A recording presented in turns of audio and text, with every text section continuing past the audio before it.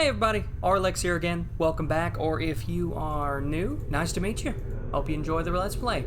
We are back in with Planescape Torment Enhanced Edition, and I'm looking forward to finally getting out here after we go to where I was talking about previously. Now, just so y'all will know, there is something else. You know the guy we talked to earlier, I think his name was...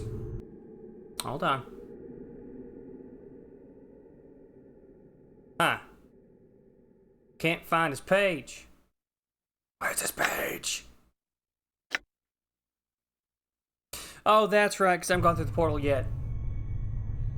Excuse me, brain hiccup. I'm getting confused what I've done on Let's Play, what I've done off screen. The guy that was disguised as a zombie, his name is Vaxis. He's human, obviously. If you actually go to... Where is he? Give me a second.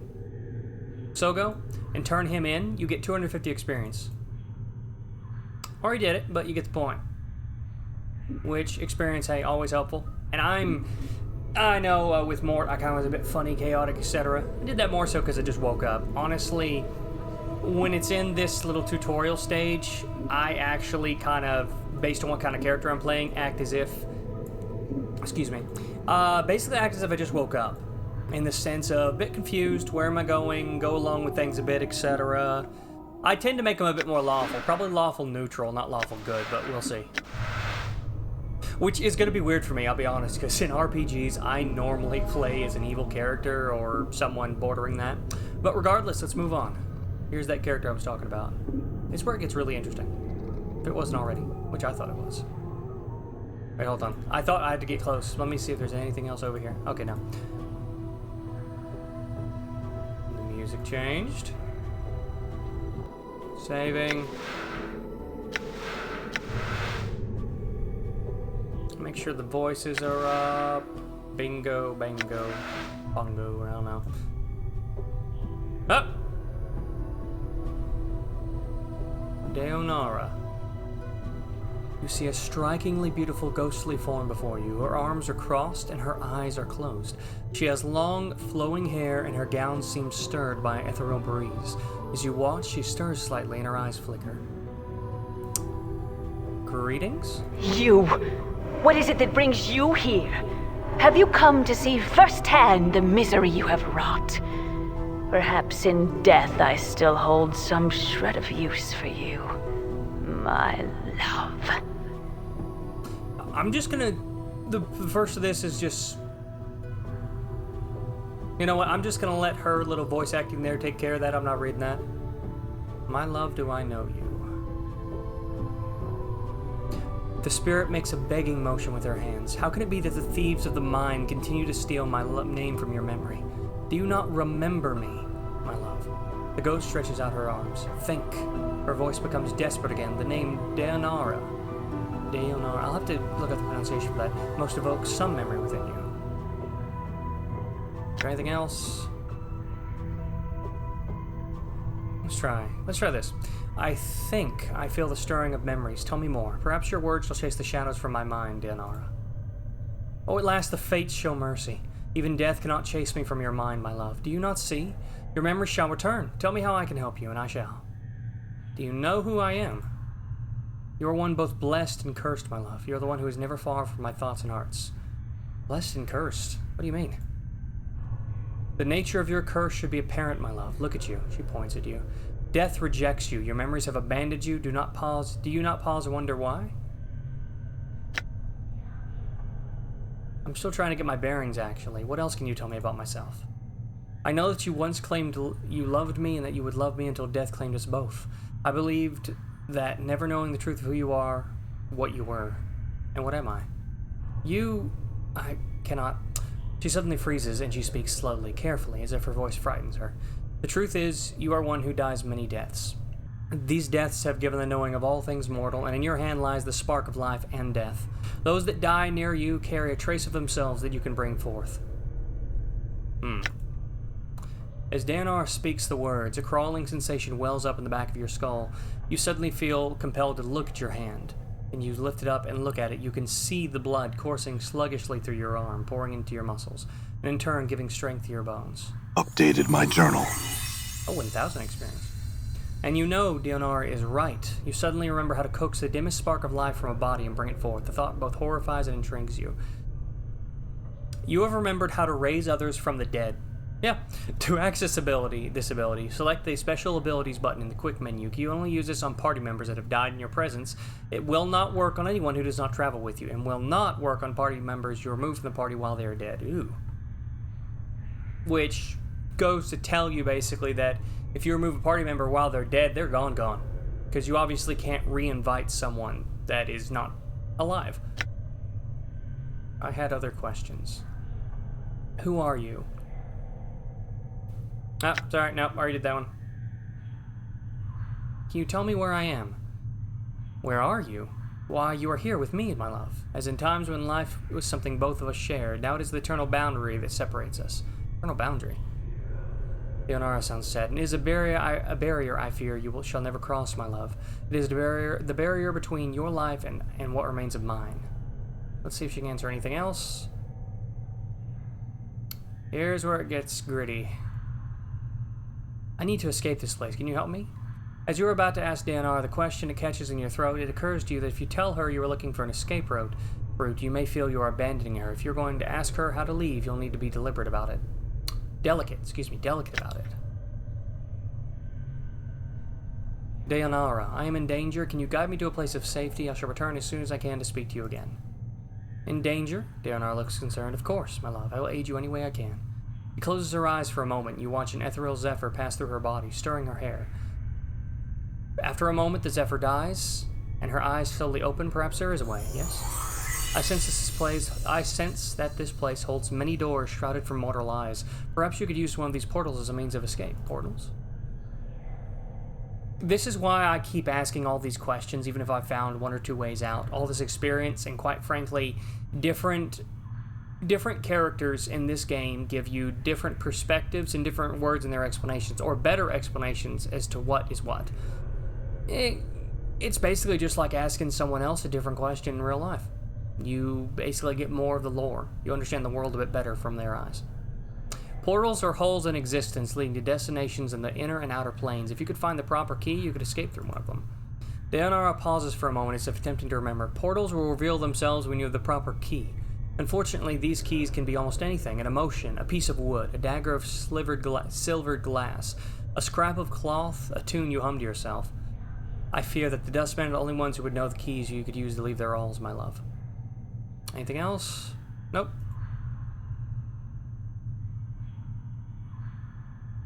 Hold on a moment. I learned much when I traveled with you, my love, and what you have lost, I have retained. I have not divulged all that I know to you. My sight is clear, whilst you fumble in the darkness for a spark. And what is it your sight sees that I do not? Time itself relaxes its hold as the chill of oblivion slowly claims us, my love. Glimpses of things yet to come swarm across my vision. I see you, my love. I see you as you are now, and... She grows quiet? What is it? What do you see? I see what lies ahead for you. It ripples through the plains, stemming outward from this point. Shall I speak of what I see? Tell me. First, I require a promise. A promise you will return, that you will find some means to save me or join me.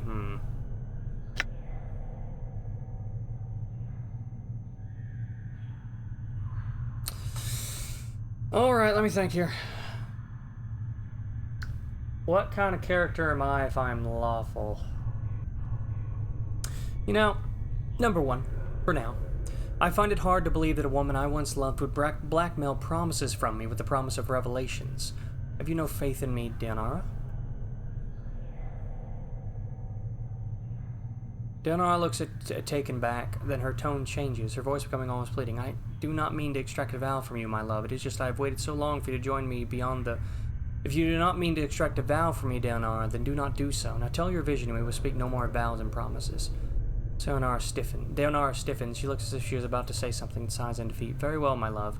As before, I shall have to place my trust in you. She closes her eyes. This is what my eyes see, my love. Unfettered by the shackles of time. You shall meet enemies 3, but none more dangerous than yourself in your full glory. They are shades of evil, of good, and of neutrality, given life and twisted by the laws of the plains. You shall come to a prison built of regrets and sorrow, where the shadows themselves have gone mad.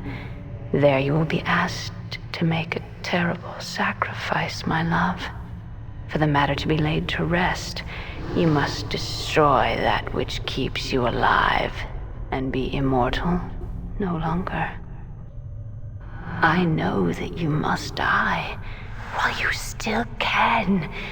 The circle must come to a close, my love. You were not meant for this life.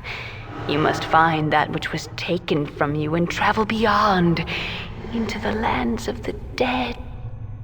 Updated my journal. I do not doubt your ability to rise from the dead. I do believe that every incarnation weakens your thoughts and memories. You claim you have lost your memory, perhaps as a side effect of countless deaths. If so, what more will you lose in successive deaths? If you lose your mind, you will not even know enough to realize that you cannot die. You shall be truly doomed. Countless deaths? How long has this been going on? I do not truly know, except that it has gone on long enough. Farewell. I shall wait for you in death's halls, my love. She smiles, but there is only sadness in it. She closes her eyes, and with an ethereal whisper, she fades. You back with me, Chief? You kind of drifted out on me there. No, I'm fine. Do you know who that spirit was? Eh? Spirit? The specter I was talking to, the woman. You're rattling your bone box with some woman? Where? Mort looks around excited. What does she look like? She was right on top of the beer? Give me a second, I gotta find out what that is. It's a new... I somehow have missed that word in this game. Oh, a movable frame on which a coffin or a corpse is placed before burial or cremation, or on which it is carried to the grave. Oh, okay, I knew what it was. You didn't know it was called that. Okay. No, you just kind of drifted out for a bit. Just stood there, statue-like. I was a little worried you'd gone addled on me again. No, I'm fine, I think. Let's move on. Okay.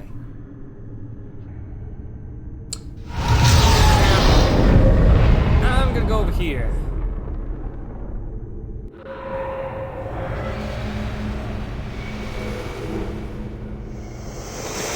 I'm not there anymore, haha.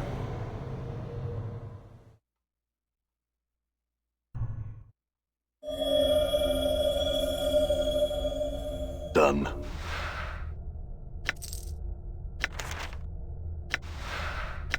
I've already read that in the last one, so here we go. We're out. Out.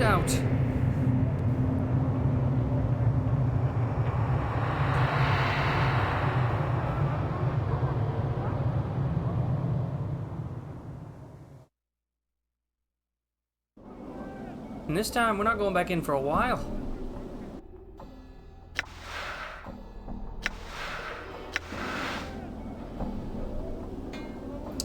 Alright, let me make sure I got everything I want equipped. Let me get that identified. That'll work. I'm gone. Now, one thing that was kind of daunting to a lot of new players... Yes, they're prostitutes. It's kind of daunting to new players in this game. Is basically... You have a sense of direction. Oh, quick save is Q, by the way. Alright. Trying to press the wrong button. That is what I'm trying to do. Yes. And I closed the... Did I close the game? No. Okay. I am trying... I'm doing it either. I'm trying to get to the quest screen with the journal, but I've forgotten the hotkey.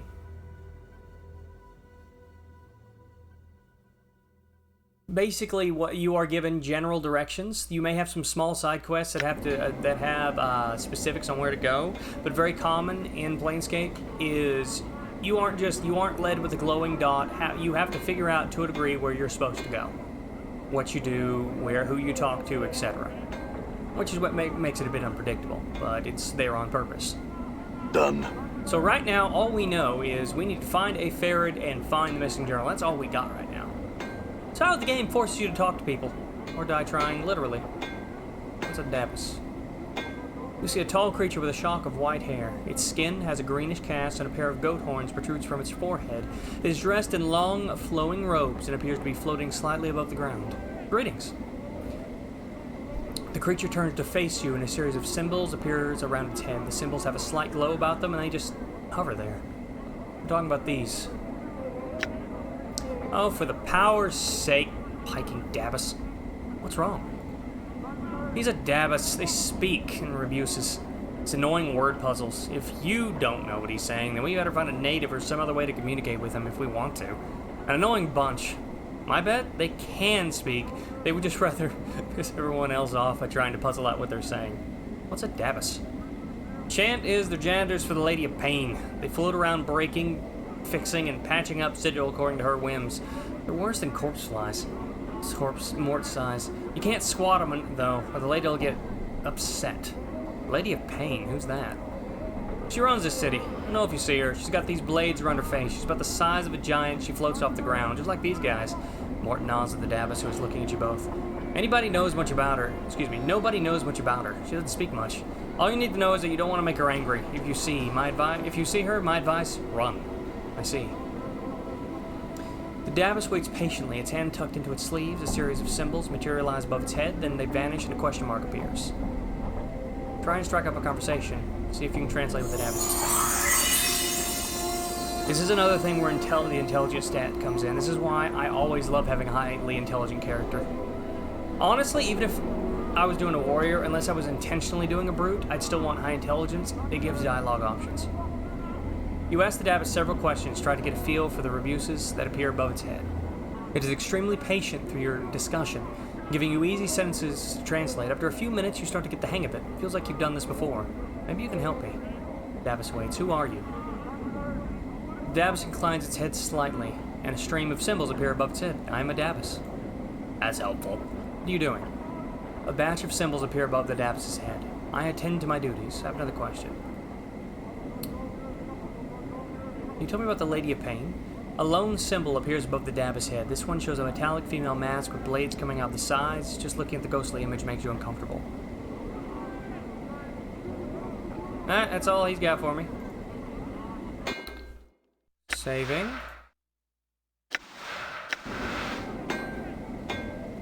Alright, who else can help me? Not going that way. This obsidian monument has names chiseled on it.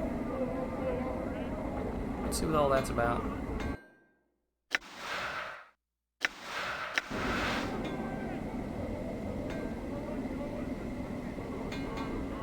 Quick. The man before you looks to be in middle. Starting over. The man before you looks to be middle of height and years. He is stout with a thick, bullish neck, and his shoulders are hunched, as if a great weight was pressing upon them. He wears an impatient look as he stares at the black monolith. Again, in front of him. Greetings. The man throws you a glare. There's room, Cutter. No need to ask me my leave to stand here. Actually, I want to know what this monolith was. It's a tombstone for the plains, he scoffs. Graveyards of names are scratched. I swear, I think the funny parts are just me trying to speak like a normal human being. Graveyards of names are scratched on that rock.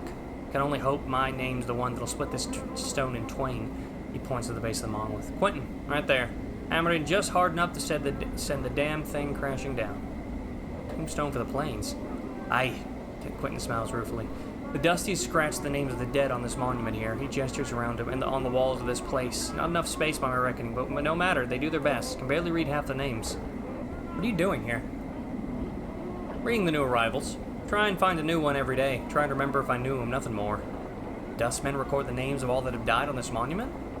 Aye, they scratch them on this rock and scratch them on the walls in this place too, Quentin scoffs.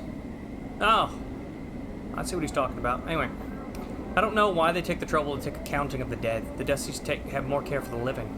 The living? Aye, you know about the Dustmen mourners that come to this place? They aren't mourning the dead. See, they're mourning the living.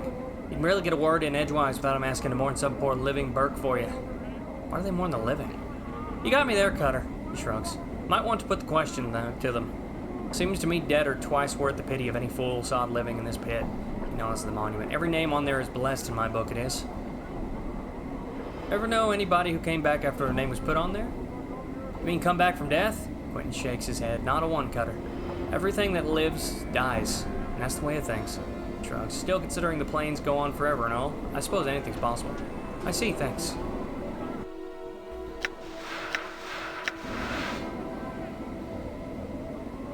Death of names.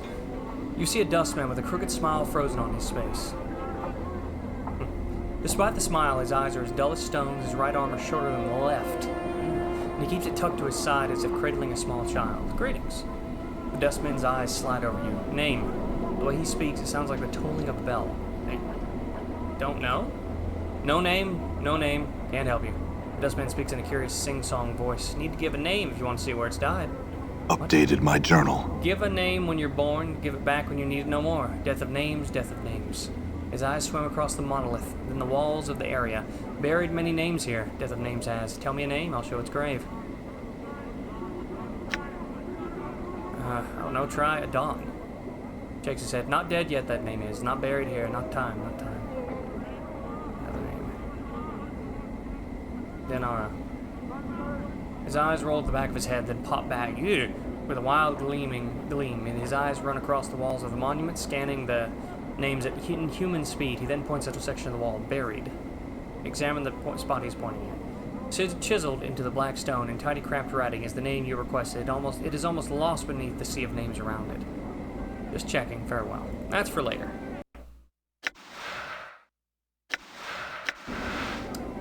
Septai. This woman's face looks broken, and she is covered in scars. They look like bite marks and fingernail cuts. She is cradling the shreds of several rags in her hands and staring emptily at the wall of the monument, the names there. Greetings. Skip back, you back. The woman's teeth peel back, displaying a row of black canines. What you want of Septai? What's the matter?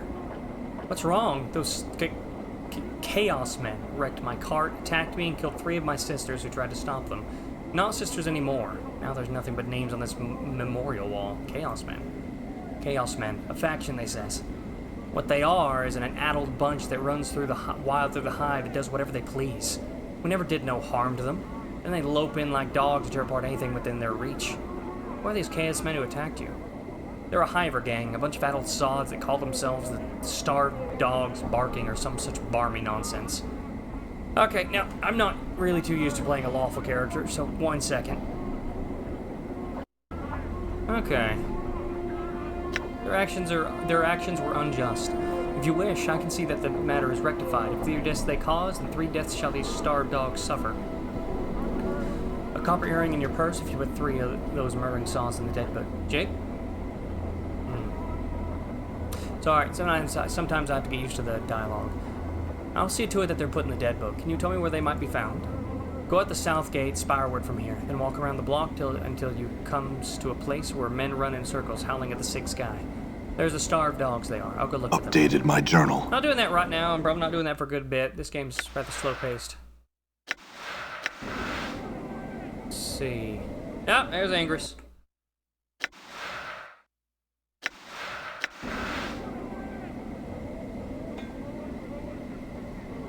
You see a haggard woman wrapped in rags. Her hair is I can't talk today, and dirty. Her complexion is extremely dark. Burns cover her arms, and her right hand is a fused lump of flesh. She looks melted, like wax exposed to a great heat. Greetings. Updated my journal. What is it you want me? The woman's accent is thick, and you are having difficulty making out what she is saying. You want me to leave? Not leaving this city, so I'm not. I can't try. It's not a city. It's a prison everywhere. Everywhere. There's worlds, her eyes gleam madly, plains that be sinking sands, fields thirsty nettles be, sightless worlds where limbs are given life and hate, cities of dust whose people are dust and whisper ash, the house without doors, the twilight lands, the singing winds. She starts to sob quietly, but she seems all out of tears, and shadows, the terrible shadows there be. Where are these? Where's them places? She flings the lump of her hand in an arc, gesturing at the cityscape. There's all here be. Doors, here to everywhere. Doors.